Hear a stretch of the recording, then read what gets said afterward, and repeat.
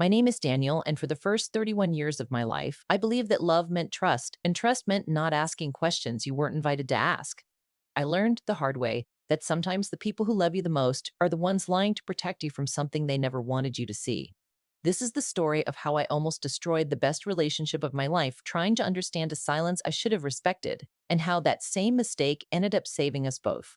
I met Claire 3 years ago at a mutual friend's barbecue, the kind of summer evening where everyone's a little sunburned and a little too honest after 2 beers.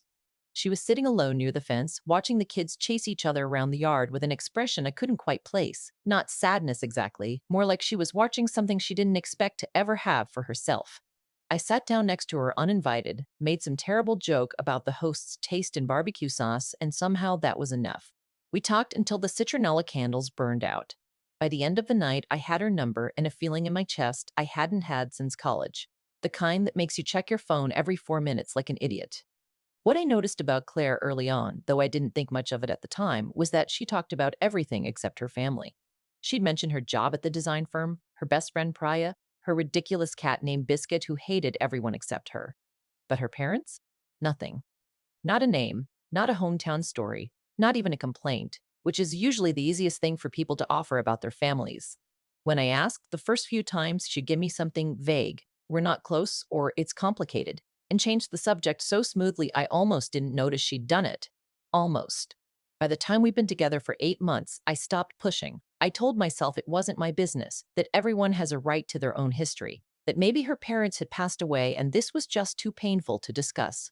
I built a story in my head that made the silence make sense because the alternative, that she simply didn't want to tell me, felt worse somehow, like there was a locked room in her life I wasn't allowed into. When I proposed on a cold November night on the pier where we'd had our second date, she said yes before I even finished the sentence, laughing through tears, and for a while, the wedding planning consumed everything. Venue, caterer, the attorney argument about whether her cousin's band could play more than 3 songs. It was during one of these conversations, while we were going through the guest list with a bottle of wine between us, that I finally asked the question I'd been avoiding for 2 years. What about your parents? Should we send them an invitation? The change in her was immediate. Her shoulders pulled in, her hand stopped moving across the page, and when she looked up at me, her eyes had gone somewhere far away. No, she said. Just that. No explanation, no softening. I waited, thinking she'd elaborate. She didn't. Claire, they're your parents. I'm not saying we have to give them front row seats, but don't you think? Daniel, please? Her voice cracked on my name in a way that scared me more than anger would have. I need you to trust me on this. They are not coming to our wedding. They're not going to be in our lives. I need that to just be something you accept, the same way you'd accept it if I told you fire is hot. I remember sitting there with my wine glass halfway to my mouth, feeling like I'd just touched something I shouldn't have. I apologized. I told her I trusted her completely, and in that moment, I meant it. But trust, it turns out, has a strange relationship with curiosity. The less someone tells you, the more your mind fills in the blanks with question marks that itch at 3 in the morning. Over the following weeks, I told myself I had let it go. I hadn't. I started noticing things I'd ignored before. The way she'd go quiet whenever a wedding movie showed a father walking his daughter down the aisle. The way she'd asked her uncle, a man she barely mentioned otherwise, to do that role instead. The way she flinched, actually flinched, when my mother innocently asked during dinner one night whether her parents were excited about the big day. Claire had laughed it off with some line about complicated family stuff, but her hand had gripped her fork so tightly her knuckles went white. I want to be honest about something here because I think it matters for understanding what I did next. I didn't go looking for her parents because I doubted her. I went looking because I loved her and because the not knowing had started to feel like its own kind of distance between us. A locked door I walked past every single day, wondering what was behind it, telling myself it wasn't my business, while quietly resenting that it wasn't. I told myself that if I understood the situation, I could support her better. I told myself a lot of things to justify what I was about to do, and looking back, most of them were excuses dressed up as good intentions. It started small. One night, while Claire was asleep, I searched her maiden name along with the town she'd once mentioned in passing. Millbrook, somewhere upstate, a detail she'd let slip months ago and probably forgotten she'd shared. It didn't take much. A property record here, an old community newsletter there. The kind of digital breadcrumbs most people leave without realizing it. Within an hour, I had a name, Richard and Marlene Hess, and an address. I sat there in the blue light of my laptop at 1 in the morning, feeling like I'd crossed some invisible line, and I almost closed the browser tab and went to sleep and forgot the whole thing. Almost. Instead, I told Claire the following weekend that I had a work trip upstate, a half truth that curdled in my stomach the moment I said it, because Claire had never once given me a reason to lie to her, and yet here I was doing exactly that. She kissed me goodbye at the door, told me to drive safe, told me she loved me, and I drove 3 hours north carrying a secret that felt heavier with every mile marker. Millbrook turned out to be one of those small towns that look peaceful from a postcard and feel different once you're actually standing in them. Manicured lawns a little too manicured, and unnatural quiet on a Saturday afternoon. The kind of stillness that isn't peace so much as hell breath. I parked across the street from the address I'd found, a modest two-story house with white shutters and a garden that looked tended with a precision bordering on obsessive, every hedge trimmed into the same exact geometric shape. I sat in my car for almost 20 minutes rehearsing what I'd say before I worked up the nerve to walk up that driveway. I told myself I'd just introduce myself, gauge the situation, maybe finally get some context that would help me understand the woman I was about to marry. I didn't expect to feel afraid before I even reached the door, but I did. There was something about that house, the silence of it, the way the curtains in the front window seemed to be perpetually drawn even on a sunny day, that made my skin prickle before anyone had said a word to me.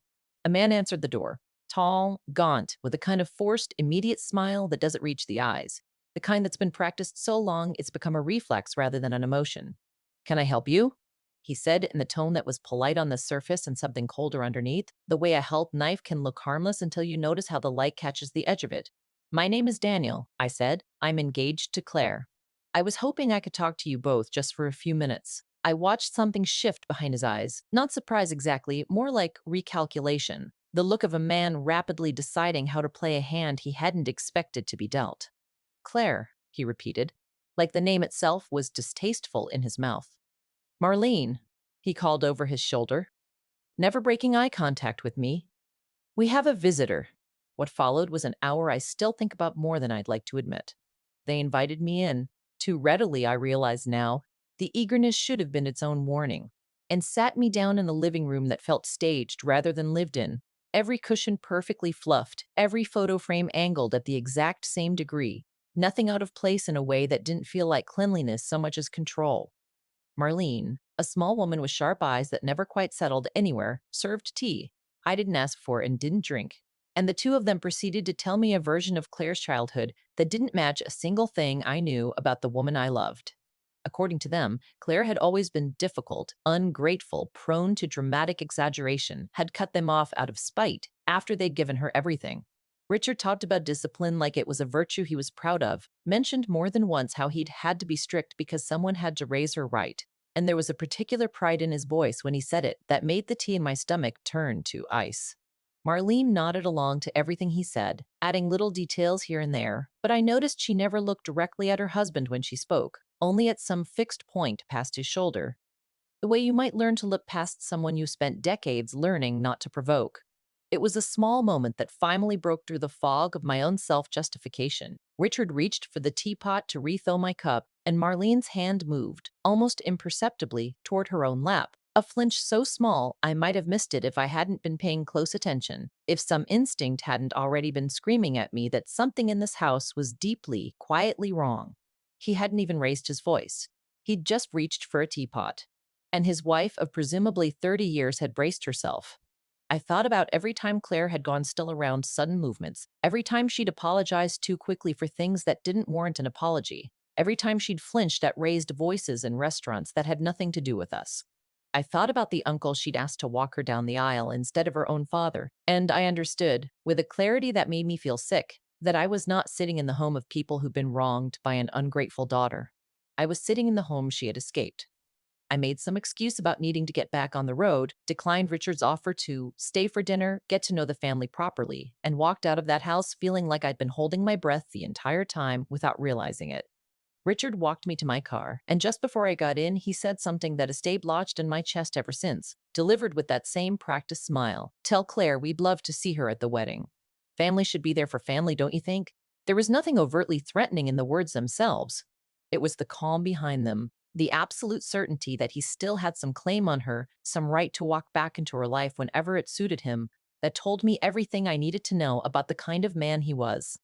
I drove home in silence. No radio, no podcast, just 3 hours of replaying every detail, every small wrongness I'd witnessed, trying to figure out how I was going to tell Claire what I'd done without destroying whatever fragile sense of safety she'd built for herself in the years since she'd left that house.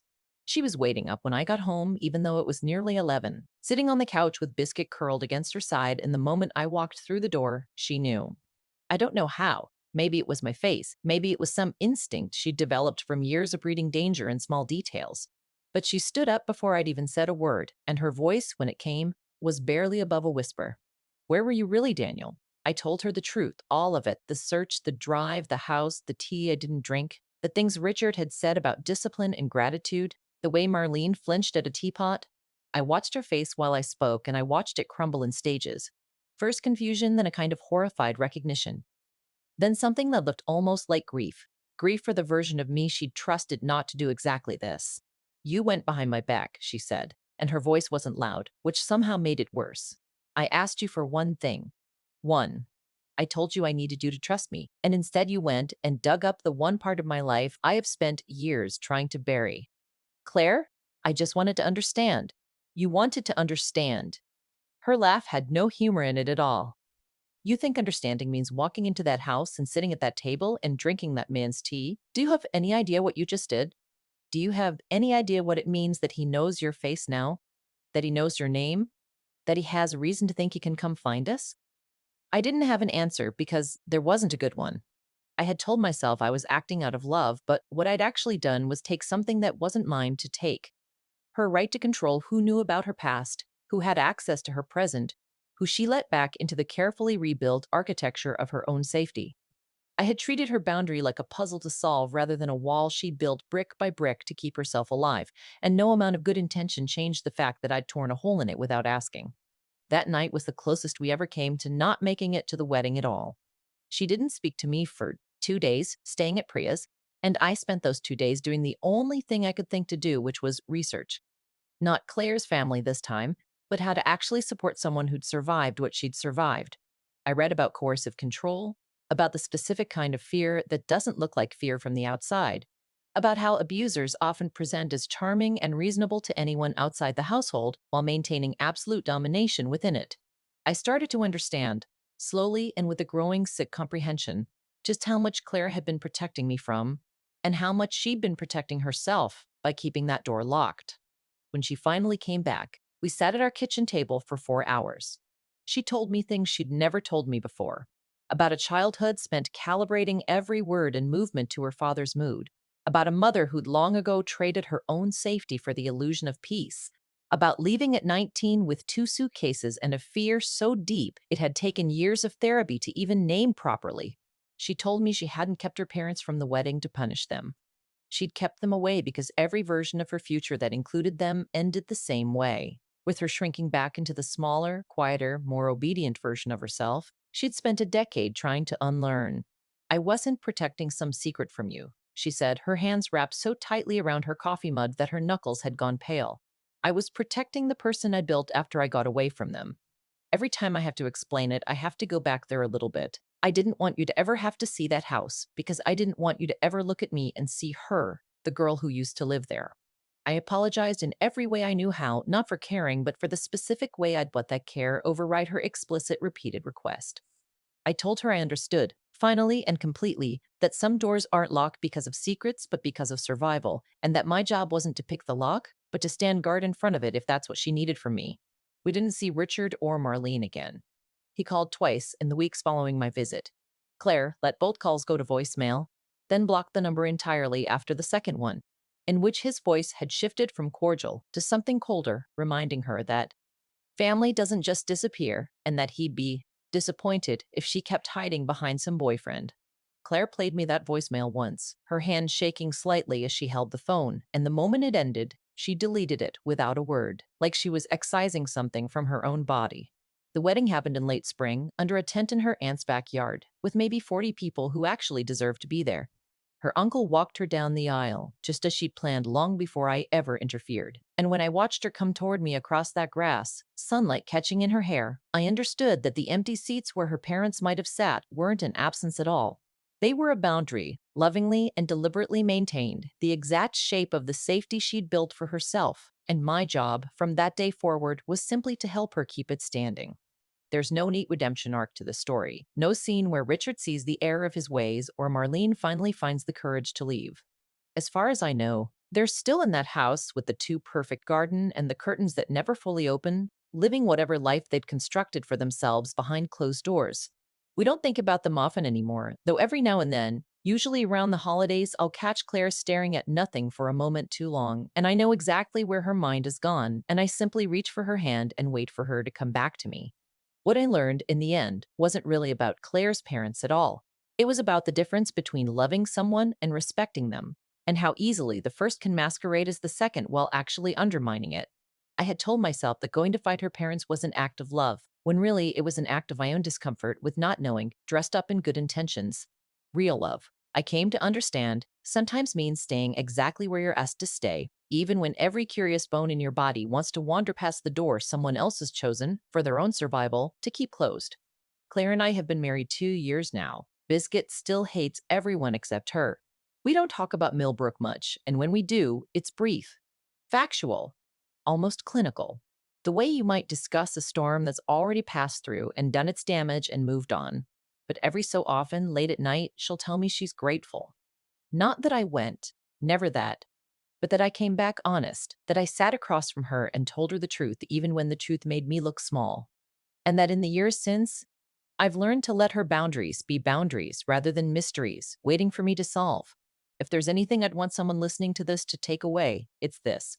Sometimes the people we love build walls, not to keep us out, but to keep themselves whole. The kindest thing we can do isn't always to understand everything. Sometimes it's simply to stand beside the wall, hold their hand, and let it stand exactly as tall as they need it to be.